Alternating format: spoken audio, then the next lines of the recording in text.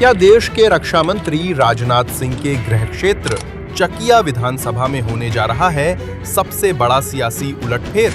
क्या सूखी नहरें, टूटी सड़कें और आधी अधूरी रेल पटरियों का दर्द छीन लेगा नेताओं का सिंहासन? क्या उत्तर प्रदेश की राजनीति में मायावती और चंद्रशेखर आजाद रावण का संभावित महागठबंधन बिगाड़ देगा भाजपा की हैट्रिक और सपा का पीडीए चक्रव्यूह? देखिए यूपी विधानसभा चुनाव 2027 की सबसे सटीक, सबसे प्रामाणिक और हिलाकर रख देने वाली खोजी रिपोर्ट। नमस्कार, मैं विश्वजीत कुमार और आप देख रहे हैं खबरों के खिलाड़ी। उत्तर प्रदेश में वर्ष 2027 की चुनावी बिसात बीत चुकी है। ऐसे में अब पूर्वांचल की राजनीति में जाति, विकास और नए गठबंधनों का एक ऐसा कॉकटेल तैयार किया जा रहा जिसने बड़े बड़े सुरमाओं की नींद उड़ा दी है। अतः आज हमारी खोजी टीम आपको लेकर आई है जनपद चंदौली की वीआईपी और सुरक्षित सीट चकिया विधानसभा सीट 383 में, जहां हम बात करेंगे चुनाव आयोग के प्रमाणित आंकड़ों, जातिगत समीकरण और एक ऐसे संभावित मास्टर स्ट्रोक की जो चकिया ही नहीं बल्कि समूचे उत्तर प्रदेश में सत्ता का रुख बदल सकता है। ऐसे में इस वीडियो के अंत तक आप जुड़े रहिएगा। दरअसल भौगोलिक रूप से पहाड़ों और घने जंगलों को खुद में समेटे चकिया विधानसभा का राजनीतिक इतिहास बेहद अप्रत्याशित और दिलचस्प रहा है। आपको बता दें कि वर्ष 1962 में स्वतंत्र अस्तित्व में आई यह चकिया विधानसभा सीट अनुसूचित जाति के लिए पूरी तरह आरक्षित है और वर्तमान में यह रॉबर्ट्सगंज लोकसभा क्षेत्र के अंतर्गत आती है। लेकिन अब सबसे महत्वपूर्ण बात सुनिए, ध्यान दीजिए। दरअसल चकिया विधानसभा की जनता का मिजाज ऐसा है कि यहाँ किसी एक दल का एकाधिपत्य कभी नहीं रहा। जी हाँ, कभी चकिया विधानसभा कम्युनिस्टों और कांग्रेस का गढ़ हुआ करती थी, तो बाद में यहाँ सपा और बसपा ने भी राज किया। लेकिन पिछले दो चुनाव यानी साल 2017 और फिर 2022 के चुनावों में भारतीय जनता पार्टी ने यहाँ प्रचंड जीत दर्ज की। अर्थात अब यूं कहें तो वर्तमान में कैलाश खरवार चकिया विधानसभा से भारतीय जनता पार्टी के विधायक हैं, जिन्होंने पिछले चुनाव में समाजवादी पार्टी को 9,251 मतों के अंतर से पटखनी दी थी। लेकिन अब गौरतलब यह है कि लगातार 2 बार से बीजेपी को सत्ता सौंपने वाली चकिया विधानसभा की जनता आज खुद को ठगा हुआ महसूस कर रही है, क्योंकि आज हमारी खोजी पड़ताल में कुछ मुद्दे सामने आए हैं जिन पर स्थानीय मतदाता इस बार नेताओं को घेरने के लिए तैयार नजर आ रहे हैं।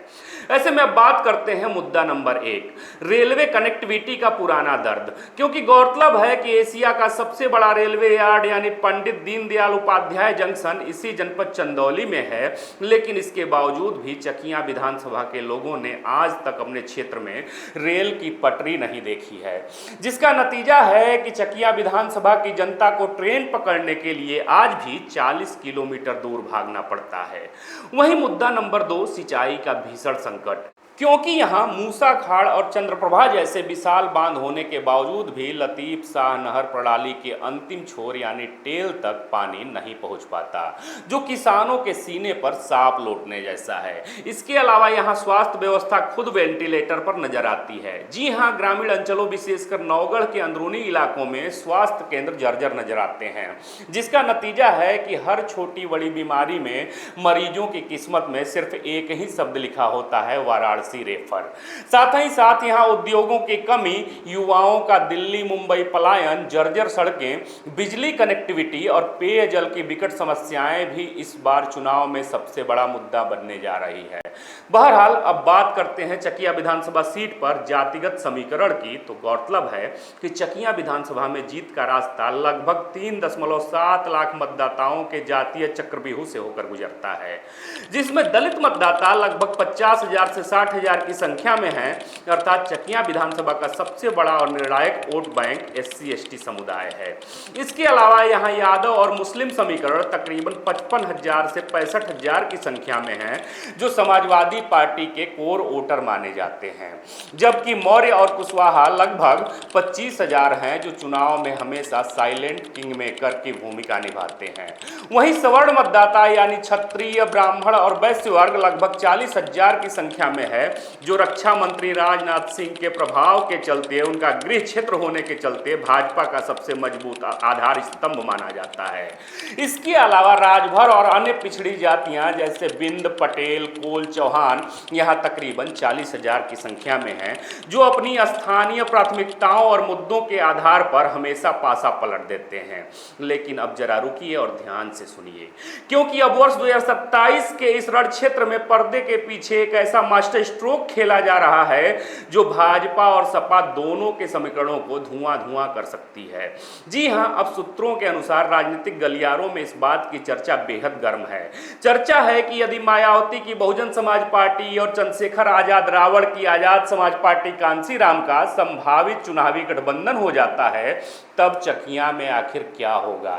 ऐसे में राजनीतिक विश्लेषकों के मुताबिक आपको बता दें, उनका मानना है कि मायावती और चंद्रशेखर रावण का यह गठजोड़ उत्तर प्रदेश में अस्मिता की राजनीति का पुनरुत्थान कर सकता है, क्योंकि जब बसपा का पुराना अनुशासित कैडर वोट बैंक और चंद्रशेखर आजाद के साथ जुड़ा बेहद आक्रामक युवा बहुजन मोर्चा जो है एक मंच पर साथ आ जाएंगे, तब बिखरा हुआ दलित वोट बैंक सीधे अपने मूल घर की तरफ वापस लौट आएगा, जिसका सीधा असर यह होगा कि यहाँ भारतीय जनता पार्टी ने पिछले 2 चुनावों में जिस गैर जाटव दलित वोट बैंक के सहारे जीत हासिल की थी वह खिसक जाएगा।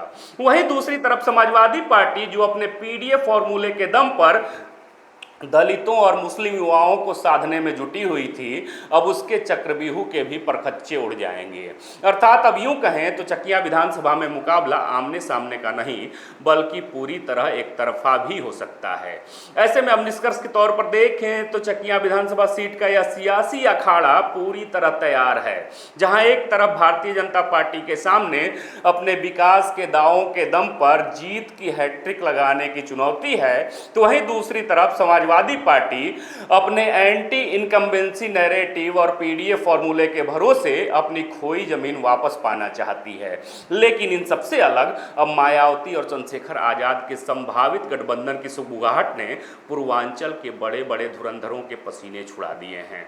ऐसे में अब गेंद आपके पाले में है, जनता के पाले में है। अतः चकिया के प्रबुद्ध मतदाताओं और इस वीडियो को देख रहे हमारे दर्शकों, आपसे कुछ सीधे सवाल हैं। सवाल है, क्या इस बार चकिया विधानसभा की जनता जातिवाद से ऊपर उठकर रेल कनेक्टिविटी, अस्पताल और सिंचाई के नाम पर वोट करेगी? सवाल है, अगर मायावती और चंद्रशेखर आजाद का गठबंधन होता है तब चकिया में किसका कमल मुरझाएगा और किसकी साइकिल पंचर होगी? आप भी जवाब जरूर दीजिएगा, साथ ही साथ इस वीडियो को शेयर भी कीजिएगा। फिर से मिलेंगे एक नए वीडियो में, तब तक देखते रहे खबरों खिलाड़ी। जय हिंद, जय भारत।